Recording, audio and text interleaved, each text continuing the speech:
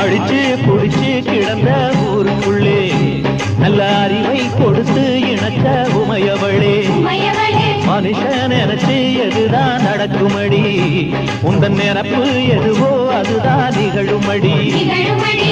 நல்லோர்க்கு தீங்கிழச்சா காப்பவள் நீயே